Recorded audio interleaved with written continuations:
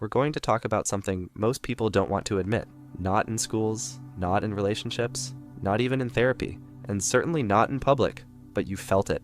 Maybe not with words, maybe not consciously, but it's there, quiet, constant, and corrosive. The feeling that you only matter when you're doing something, that your value starts where your usefulness begins, that people stop seeing you once you stop providing. This is not just a cultural oversight, it's a systemic fact. Men are the disposable class. And when you understand this, really understand it, you'll stop wondering why you feel unseen, unappreciated, or burnt out. Because it's not just personal, it's structural. You were raised inside a value system that never truly included you.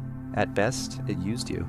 At worst, it discarded you. Let's begin at the beginning. From a developmental psychology standpoint, boys and girls are raised differently, not just in what they're taught, but in what is expected from them. From a young age, boys are trained to be useful. Fix the thing. Lift the thing. Don't cry. Don't complain. Figure it out. If you fall, get up. If you're hurt, shake it off. If you're scared, be brave anyway. The culture doesn't nurture boys, it conditions them. Love is conditional. Attention is conditional. Belonging is conditional. It starts with small things. A boy falls down. He cries. He's told, don't cry, be a man. That phrase, be a man, it's never defined, but it's always expected. Be strong, be silent, be useful. It's not just about emotional suppression, it's about emotional irrelevance. Your feelings don't matter, only your function does. And over time, that becomes identity. You don't learn how to be a person, you learn how to be a solution. Not a boy, not a son, not a human, but a tool. The boy who internalizes this grows up to be a man who doesn't even realize he has needs, because he was never allowed to have them. Let's look at what happens next. As this boy grows up, he realizes something deeper, that his social currency, his worth, is tied directly to what he can offer. His intelligence, his money, his status, his confidence, his emotional restraint, all of it becomes a performance. Not because he's fake, but because that's what gets rewarded. He tries to date. What does he hear? Be a provider. Be strong, but not too aggressive. Be vulnerable, but not too soft. Be ambitious, but still emotionally available. Be dominant, but never controlling. It's a rigged script. Because if he fails, he's pathetic. And if he succeeds, he's invisible. The truth is, no one asks what men want. They only ask, what can you give us? So the performance continues. At work, he overworks. At home, he overfunctions. In friendships, he overextends. In relationships, he overdelivers. And still, he feels dispensable. Because the moment he falters, the moment he becomes inconvenient, weak, broke, depressed, confused, or lost, the world begins to drift away. She says, I just don't feel safe with him anymore. His boss says, we need someone who can keep up. His friends say, you've changed. But the truth is, he didn't change. He just stopped performing. And when men stop performing, they stop existing. Let's move from personal to systemic, because this isn't just anecdotal. There are hard numbers to back this up. Look at labor statistics. Men hold the most dangerous jobs. Loggers, roofers, iron workers, soldiers. They die more often. They get injured more often, but nobody thanks them. Nobody builds national campaigns around male workplace deaths. Look at mental health. Men are 3.5 times more likely to commit suicide than women. Did you know that? Probably not, because no one talks about it. Why? Because we don't see men as people. We see them as functions. Broken men are like broken machines. Sad, but ultimately replaceable. Then there's family court. Men lose custody 80% of the time, not because they're bad fathers, but because the system doesn't even consider them. A man can raise his kids for a decade, but the moment he gets divorced, he becomes an optional accessory. Again, he becomes disposable. Let's go deeper. The draft, men, war, men, prison population, men, homelessness, men. But the conversation always centers women, as if men are background characters, as if their suffering is just noise. This isn't bitterness, it's realism. This is what happens when a society decides that a man's value is purely instrumental. Once he stops producing, he stops mattering. Nowhere is this more obvious than in dating. Let's start with this. Women initiate most divorces, over 70%. Among college-educated women, it's even higher. Why? Because men are not inherently valuable in the dating economy. They're conditionally valuable. Valuable if they provide, if they lead, if they maintain status, if they meet emotional expectations while never having emotional needs. If he loses his job, he's out. If he struggles emotionally, He's not safe if he isn't exciting anymore. He's not meeting her needs. And what does he get? What does he receive? What's the reciprocal offering? He's told to be supportive, to hold space, to manage her moods, to plan dates, to finance security, to read her mind, to never get tired. And if he dares ask, "What about me?" he's accused of being selfish, emotionally unavailable, or toxic. The truth is, the modern man is emotionally starved. He is sexually deprived. He is financially strained. And he is spiritually empty, because every part of him is being used by someone else.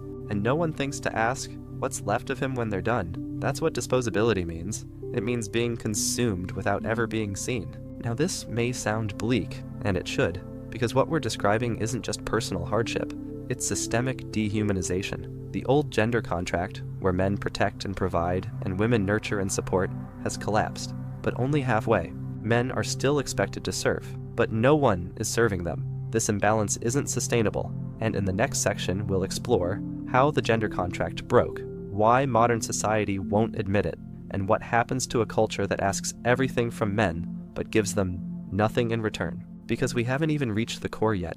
We haven't touched the rage, or the loneliness, or the quiet withdrawal. That's where we're going next. This was VlaVu, Modern Problems, VlaVu Energy. If this truth resonates, share it. If it hurts, keep listening, because the next part doesn't get softer, it gets realer. Before we talk about how it broke, we need to understand what it was. For most of human history, society ran on a basic agreement between men and women. It went like this: men protect, provide, and die first. Women nurture, support, and raise the next generation. This wasn't romantic. It wasn't necessarily fair, but it was functional. It created families, communities, and civilizations. Men went to war. Women waited. Men built infrastructure. Women built homes. Men absorbed physical risk. Women created emotional and social safety. Each role served a purpose. Each role had sacrifice. Each role had reciprocity. But something shifted. Feminism entered. Technology advanced. Institutions evolved. Social contracts dissolved. And suddenly, women no longer needed protection. They had police. They had legal power. They had financial independence. They no longer needed provision. They had jobs. They had birth control. They had freedom of movement. In short, they no longer needed men in the traditional sense. And that's fine. Freedom is good. Progress is good. But something strange happened. Men were not released from their roles. Only women were. Today, men are still expected to protect and provide, but women are no longer expected to reciprocate. That's the asymmetry. That's the breach. The modern man is still judged by his income, his height, his confidence, his ability to lead, his ability to shield and sacrifice. Meanwhile, women are told, be yourself, love yourself, never settle, never submit, you deserve it all. Men are still held to traditional expectations. Women are rewarded for rejecting theirs. This is not equality, it's confusion. It's a system where men must earn love, while women are told they inherently deserve it. And if a man pushes back, he's called bitter, or fragile, or misogynistic. But let's be honest, he's aware. He's not broken, he's betrayed. He sees the contract was torn, but only on one side. Now here's where it gets manipulative. When men question this imbalance, they're shamed, not argued with, not debated, shamed. They're told, real men don't complain. If you were a high-value man, you'd handle it. You're just insecure. You hate women. You must be broke. You must be short. Do you see the pattern? Any man who resists the system gets pathologized. His pain is mocked. His awareness is reframed as toxicity. His critique is labeled hate. Why? Because shamed men are silent men, and silent men are easy to use. As long as they're quiet, they can keep working, keep providing, keep sacrificing for a system that gives them nothing in return. This is emotional manipulation at scale, and it's taught culturally, socially, and algorithmically. But it's not just about dating. It goes deeper. Let's shift from gender dynamics to capitalism, because guess what? The economy loves disposable men. The workforce is built on them. Men take the dangerous jobs, they work longer hours, they take fewer sick days, they die younger, and society calls it normal. We romanticize male burnout. We glorify hustle culture. We idolize men who die at their desks. But where's the conversation about male well-being? There isn't one, because no one expects men to be well. They expect men to function, to provide, to solve, to endure. Corporate systems mirror the dating market. Men are valuable until they falter. Then they're replaced. No exit plan, no safety net, no compassion. Why? Because a man's worth is measured by output, not presence, not emotion, not character. And if he stops producing, he stops existing. That's what disposability looks like in capitalism. Let's talk about loneliness. It's epidemic. More men are isolated now than ever before. Less sex, fewer friends, no community, no spiritual grounding, no initiation into manhood. Just content and coping. People ask, why are men so lonely? Here's the answer. Because men are only included when they're useful, not when they're soft, not when they're confused, not when they're healing, only when they're producing, paying, planning, performing. You can't build connection on conditions. You can't form brotherhood through competition. You can't feel seen in a world that only claps when you bleed. Loneliness isn't the disease, it's the scar tissue from decades of disposability. Now ask yourself, what happens to a generation of men who see through the game, who realize they're disposable, who feel the asymmetry? What happens next is not violence, it's not rage, it's withdrawal. In Section 3, we'll explore the rise of the silent exodus, why men are quitting dating, marriage, and work, how this quiet revolt is not weakness, but awareness, and what it means for the future of masculinity. Because here's the truth, when men realize they're not valued, they don't fight, they disappear. This is VlaVu, no fluff, no therapy voice, just clarity that cuts. There comes a moment, quiet but powerful, when a man finally sees it, not hears about it, not suspects it, but sees it, sees the patterns, sees the one-way expectations, sees the double standards, sees how his worth has always been conditional. That moment doesn't come with fireworks, it comes with silence, a withdrawal, a long pause inside the soul. And what follows isn't an explosion, it's evaporation. Men stop showing up. They stop proposing. They stop overworking. They stop volunteering for emotional labor. They stop proving themselves in systems that never saw them as human. This is what I call the quiet revolt. It's not loud, it's not angry, it's not organized, but it's real, and it's growing. Let's start with dating. You've heard the stats. More men are celibate now than in any previous generation. Not by religion, not by choice, but because the game changed and no one told them. Dating apps are optimized for a tiny percent of men. The rest, ignored, ghosted, used for validation, never seen as human. Men swipe, they match, they get silence, or worse, they get strung along until her ex comes back, or until she gets bored. This isn't bitterness, it's pattern recognition. So what do men do? They stop dating, they stop approaching, they stop chasing, they stop playing a game where effort no longer equals connection. You'll hear people say, men are afraid of rejection. Not true. They're tired of being nothing more than an option. You can only run into a wall so many times before you stop running. Let's go deeper. Men are saying no to marriage, not because they hate commitment, but because they've seen what happens when things fall apart. They lose their home, they lose access to their kids, they pay alimony, they pay child support, they lose social status. They're painted as villains, no matter the story. And you want them to run toward that? They can't. Men are starting to ask smarter questions. What do I actually gain from marriage? What legal protections do I have? If she changes her mind, what happens to me? If I give everything and she leaves, who will care? The answers are ugly. And now, men know it. So they walk away. From weddings, from white picket fences, from fatherhood. Not because they don't want to love, but because they know love doesn't protect them. It punishes them. In today's system, a man can do everything right and still lose everything overnight. So men are opting out, quietly, strategically, not because they're scared, because they're informed. Let's talk work. Men used to define themselves by labor, by paycheck, by sacrifice, by, I can handle it. That script is dying. Younger men are quitting high-stress jobs, they're turning down promotions, they're leaving the corporate ladder. Not because they're lazy, but because they see through the lie.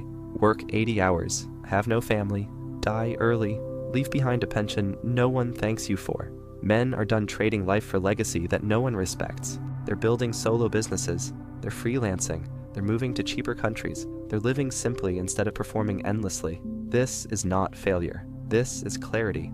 Men are realizing the system doesn't care. The company will replace you. HR isn't your therapist. Your boss won't come to your funeral, so they're pulling the plug. Not on effort, on illusion. They'd rather live fully than grind silently, and if that scares people, good, because it means they were counting on your compliance. You've probably heard it. He's emotionally unavailable. He's afraid of commitment. He just plays video games all day. But here's what people miss. Many men are choosing solitude. not as avoidance, but as self-preservation. Because every time they've tried to show up, they were drained, dismissed, used. So now they protect their energy. They don't chase validation. They don't overextend. They don't emotionally babysit. And it looks like withdrawal, but it's actually boundaries. Men are tired of pretending they're fine, pretending they're strong, pretending they want the same script everyone's following. They don't. They want peace, purpose, clarity, respect, and if they can't find it in society, they'll find it in solitude. Because it's better to be alone than to be surrounded by people who only see you as a function. Here's what's important to understand. This isn't a war on women. This isn't a rebellion against feminism. This isn't a red pill manifesto. It's a realignment. It's men waking up from a deep cultural sleep, a sleep that told them, you are only valuable when you're performing. You are only lovable when you're serving. You are only worthy when you bleed for others. Men believed that for centuries, but now they don't, and that changes everything. Men aren't angry, they're aware, and that awareness is reshaping the world. Less marriage, less labor, less compliance, less performance. Not because men are failing, but because they're finally telling the truth. I am not a machine. I am not a product. I am not a stepping stone. They're reclaiming sovereignty, and yes, it looks like rebellion, but really it's reclamation of time, of voice, of energy, of life. So where do we go from here? We've exposed the game. We've named the pain. We've seen the silent withdrawal, but now we need to rebuild. What does it mean to be a man outside of disposability? What does male identity look like without performance? How do you reconnect to yourself when the world taught you to live for everyone else? That's what we'll explore in the final section. How to build a new masculinity. What strength looks like when it's internal. How men can form new brotherhood, new purpose, and new peace. And why this isn't just personal, it's civilizational. Because when men stop performing, the old system dies, and that's exactly what needs to happen. This is VlaVu. Brutal clarity, sharp insight, no apologies. So here we are. The mask is off. The truth is on the table. The myth of male disposability, exposed. The game, rigged. The roles, unfair. The emotional damage, undeniable. But now comes the real work. Because it's not enough to name the problem. You have to replace the program. You've spent your entire life being trained to perform, to earn your existence, to be a tool for someone else's comfort, to grind, provide, protect, and disappear. And now you know that was never about you. So the question becomes, who are you if not a utility? The world won't give you that answer. You have to build it yourself. Let's be very clear. The opposite of disposability is not dominance. It's dignity. You don't need to overpower the system. You need to exit it, mentally, emotionally, and spiritually. Real power isn't earned through sacrifice. It's realized through self-ownership. So, here's what it looks like. You say no when you mean no. You stop working for validation. You no longer bleed for people who won't carry a bandage. You cut ties with anyone who loves your labor, but not your soul. You stop asking, am I enough? And you start asking, is this worth my energy? That's power. Not the kind that yells, not the kind that threatens, the kind that walks away without flinching, the kind that chooses self-respect over external approval every time. To rebuild masculinity, you must start from scratch. Not tradition, not rebellion, but truth. You are not your paycheck. You are not your bench press. You are not your sexual market value. You are a man. Your power is in your presence, your discernment, your emotional clarity, your ability to walk alone without losing yourself, your refusal to sell your soul for acceptance. You don't need to prove anything. You need to align with everything that makes you whole. Real masculinity isn't performance. It's integration. It's being strong without hardness, vulnerable without weakness, clear without cruelty, free without recklessness. And you build that by doing the one thing society never taught you to do: feel. Here's a dangerous truth. Most men have never had permission to feel. Not deeply, not safely, not consistently. They were told, fix it, don't feel it, distract yourself, don't sit with it, laugh it off, don't name it. And that's how you stay disposable. Because as long as you don't feel, you don't protect yourself. But once you do, once you slow down and feel the grief, the anger, the betrayal, the burnout, you start making different choices. You stop leaking energy. You stop performing for crumbs. You stop chasing love in places that only offer exploitation. Emotional awareness isn't weakness. It's armor. Not the kind that blocks everything out, but the kind that lets truth in and keeps lies out. You don't need to be hard. You need to be clear. And clarity starts with presence. Men weren't meant to walk alone forever. Solitude is sacred, but isolation kills.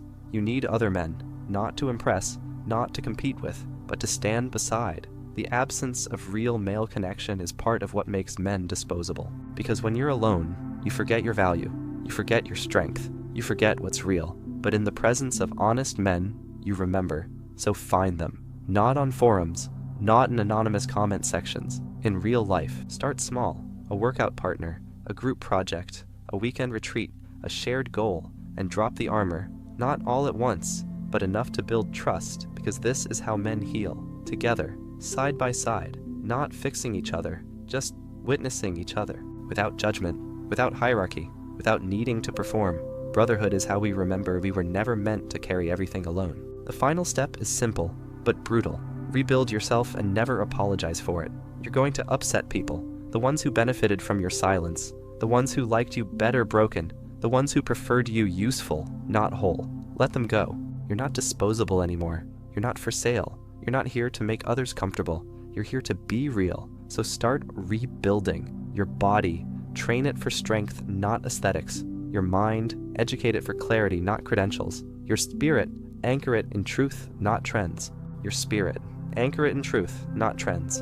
Your mission, define it by values, not validation. Make your life a fortress, not to keep people out, but to keep yourself in. No more performance, no more pretending, no more proving. Just presence, just power, just peace. The kind they can't take because you never gave it away. Let's bring it home. You were never the problem. You were the product. Trained, used, exploited, discarded, and now you're waking up. You see the system, you see the scars, you see the script, and for the first time, you see you. Not as a fixer, not as a savior, not as a paycheck or a therapist or a fallback plan, but as a full, complete man whose worth isn't earned, but owned. They called you disposable because they feared what you'd become if you stopped being obedient.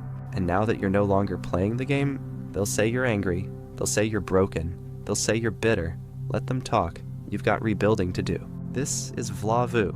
No therapy voice, no coping, just clarity that hits like a hammer. Modern problems. VlaVu energy. If this message woke something in you, share it. Send it to the man who's still stuck in the performance. The man who's been bleeding approval his whole life. He needs to see it too. And if you're ready to rebuild, ready to let go of who they told you to be, subscribe. Because we're not here to cope. We're here to see clearly. And to rise with truth. One mindset shift at a time.